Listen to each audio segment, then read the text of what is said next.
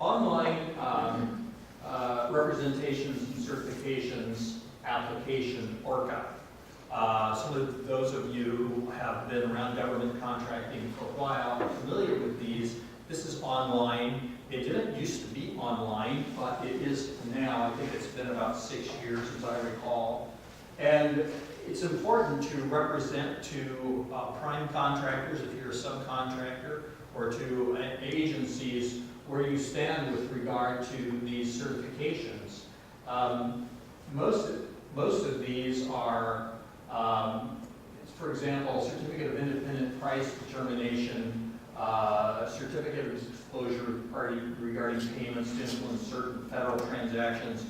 A lot of these are not going to apply necessarily to your business because you're not going to be paying off legislators to issue funding, for example, or you're not going to be engaging in sanctioned activities relating to Iran. But you're going to have to certify that you're not. What's important here, I put in red. There's a small business program. You will indicate your business size. It's important to do that when potential prime contractors or other subcontractors are looking for you or your business. It's nice to know that they can find you here. They can do searches and find that your company is there. And then there's royalty information, representation of limited rights and restricted computer software. Now, what I find important about ORCA online certifications and representations is that while it's a requirement for you to fill these out online, it apparently is not a requirement for agencies or contractors to go and look and see what you've certified. So you'll find yourself, when you're actually performing a government contract, that they will ask you to do this again. Don't be overwhelmed by the paperwork, but consider that to be an opportunity, particularly on the application side. And I say that because the online certification and representations does not provide you adequate space when you are an SBIR company to protect your own data rights and restricted computer software. But when you do this by hand, when you fill out the forms by hand, you have adequate opportunity to list all of the different technologies that you've developed, work that you've done, that you paid for yourself, that you want to protect your technology against the government claiming that they have that because they happen to have funded this small piece of something that you're developing. So protecting your SBIR rights is something that begins right here. SAM is a new database where the CCR, ORCA, business opportunities are all going to wrap into one during 2012. I've looked for that. I haven't seen it yet, but it's coming, as I understand. Other points in the landscape, Department of Defense Office of Small Business Programs, you'll find here, FedBizOps, Federal Service Desk, Grants.gov, SBIR, STDR. These are all found in your links pages, or go to the Defense Technology Council website and you can click right through to these and you will find those handy. Next is the Defense Contract Management Agency.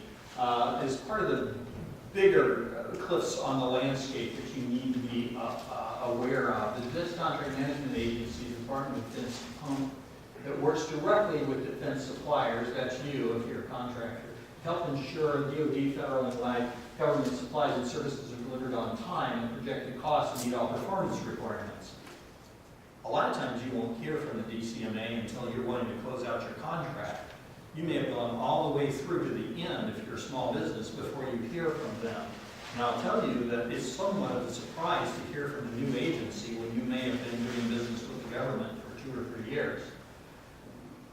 Depending on what you are doing, of course, if you have security clearance, then they may have already contacted you regarding your facility.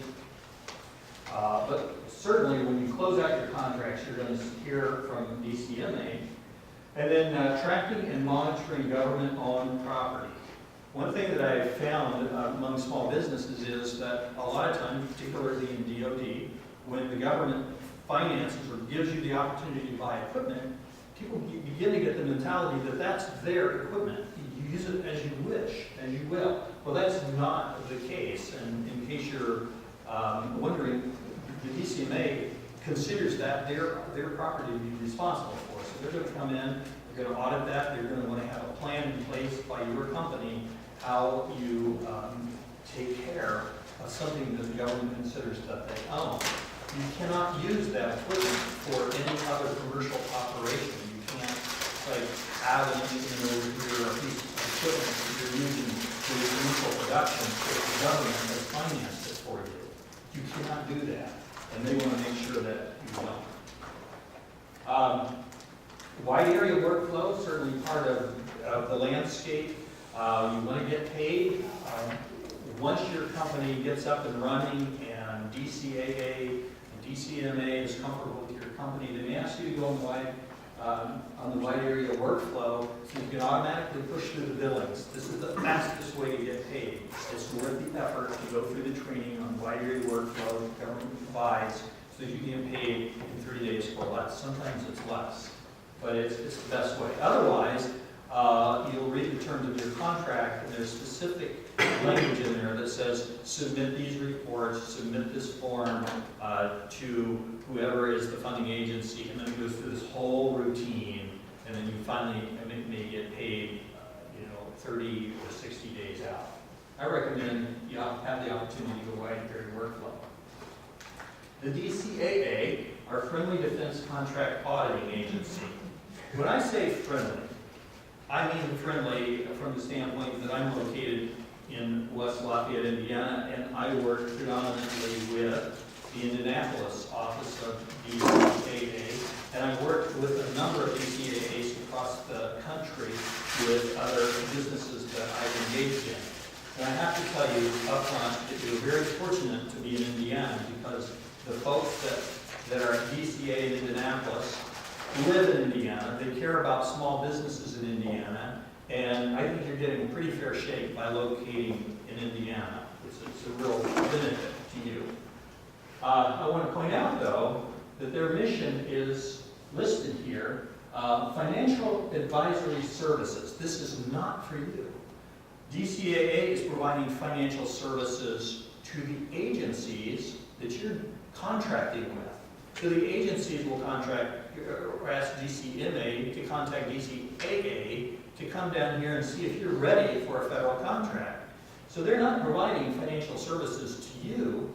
No, that's not what they do for you. That's what they do for the agency that's going to pay you. Here's what they do for you. They give you audits. Okay? They don't wish to be left out. DCAA. Also, I want to talk about briefly an advertisement plug here for the Indianapolis chapter of the National Contract Management Association. I've been a member of the National Contract Management Associations pretty much since I was started at Griffin. They're located in Indianapolis. They have an active chapter there. I've got a few contact names there. I believe Mary Beth may be even at the Indianapolis site today. Bill Rosebord at Bozet, Alan Hamilton, member there. I certainly recommend to follow up with those folks. It's a good networking opportunity, and many of those folks have been around the block a number of times. There's some good opportunities, I think, to meet people that you might want to even subcontract with. They're having a seminar coming up on GCA's or GSA schedules, a plug for that. And you notice here that Mr. Bob Grimm, a friend of mine in Indianapolis, is also presenting there. RDG Consulting has been around for quite a long time, so if you are interested on a federal service contract schedule, then you can contact Bob. His contact information is on the link sheet. Part 2, we're ready to move forward. We've seen the landscape, and we're ready to see what some of the requirements are now for government contracting. Focus on some important areas. Now, the FAR is just huge. And then there's the DFAR if you're in defense. Now, DFAR has some sections in it that relate to accounting, but there's a lot of things in the DFAR that relate to just performing military contracts in general, export controls, and and computer security systems and that sort of thing. So the FAR generally applies to all agencies across the federal government if you want to sell something or have a contract with the federal government. And each agency of the federal government has their own set of rules, like the NIH, NSF, those have their own set of rules, and for defense, it's the DFARS.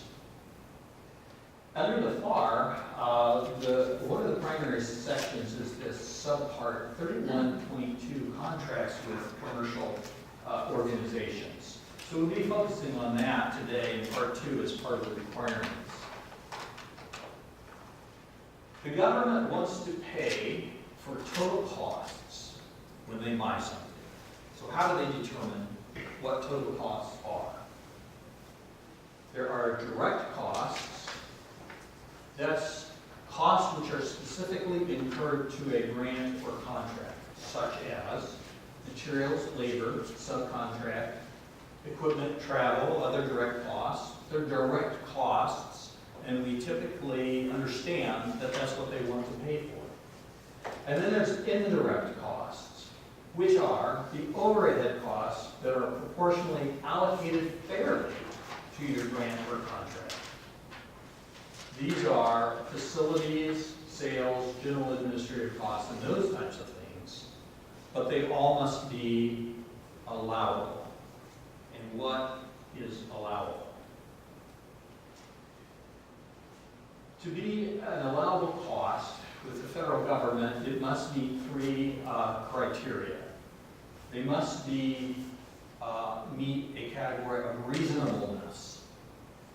That's sort of a subjective catch-all, and it's a pretty good idea, I think, that the government has that there, because it helps them to make sure that even if you can, from an accounting perspective, show that thus is a cost from a direct and indirect standpoint, they can always back off and say, well, that's not reasonable.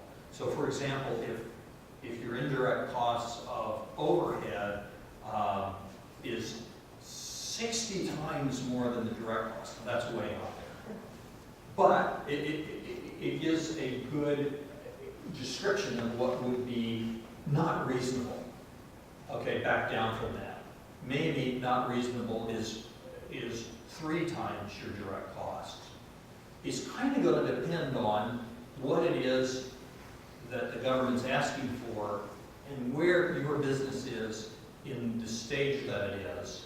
And so it's a nice opportunity, really, for you and the government to negotiate reasonableness. Allocability. Does a cost relate to what the government is asking for? If it's not directly connected, is it connected in some way so that you can fairly allocate it? We're going to talk about allocation here shortly. And then there's unallowable costs that might be set up in your contract.